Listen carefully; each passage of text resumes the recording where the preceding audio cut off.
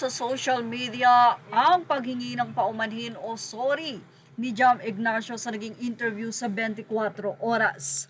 Mula sa iba't ibang social page, Han, alam mo yan kung gaano kita kamahal, alam mo kung gaano kita pinuprotektahan, bantayan sa lahat ng ginagawa mo, lagi akong nakasuporta sa'yo.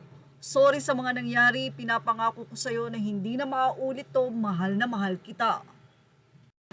Patuloy pa ng paghingi ng paumanhin ni Jam Ignacio, aniya ay pinapangako ko sa iyo na hindi na mauulit. Sana bigyan mong pagkakataon na ayusin natin to pareho ng pribado na sa ating dalawa. Alam ko namang mahal natin ang isa't isa. Alam mong gusto ko, ikaw na yung makasama ko talaga. Alam mo yan na may plano tayong bumuo ng pamilya. Tuparin natin, Han. Nagmamakaawa ako sa iyo. Sana ayusin natin to. Sorry sa lahat. Hindi na mauulit, pangako ko yan sa'yo.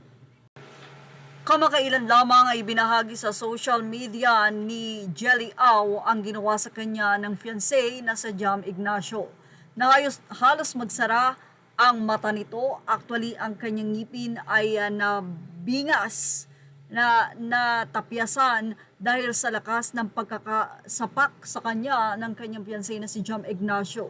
Kaya naman maraming netizen ang nagsasabi na huwag nang balikan ni Jelly Au si Jam dahil once na nangyari ay pwede pa rin daw itong maulit lalo na at hindi makontrol ni Jam Ignacio ang kanyang galit. Mula sa mga netizen, tignan natin kung anong naging say nila mula ito sa Facebook page post ni Senyora. Ginawa na niya ng isang beses, mauulit pa yan kapag binalikan mo. Huwag kang papauto sa mga pangako at mabulaklak na salita niyan. Tama, baka next matuluyan na siya. Pwede ka nang mamatay, balikan mo pa. Say pa ng ilang netizen, for sure hindi lang yan isang beses dahil mukhang nakasanayan na talaga niyang manakit ng babae. Correct, mas lalakas loob niyan kapag pinatawad. Say naman ng isa, napaka-tanjay mo girl, pag pumayag ka pa, lalo ka lang gugulpihin yan pag mag-asawa na kayo. Kumalas ka na hanggang may galit ka pang nararamdaman sa puso mo. Say naman ng isa, pwede naman kayong makabuo ng pamilya sa panaginip na ngala.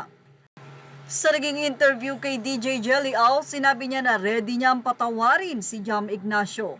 Pero ang magkabalikan at ituloy pa ang kanilang kasal ay wala siyang nabanggit. Ayon lang sa kanya, handa ko siyang patawarin pero kailangan niyang pagbayaran ang ginawa niya sa akin. Well, ano masasay niyo about dito? Ilagay na ang inyong opinion sa ating comment section. Images are all credit to the rightful owners. Thank you for watching Showbiz Now. Please like, share, and subscribe.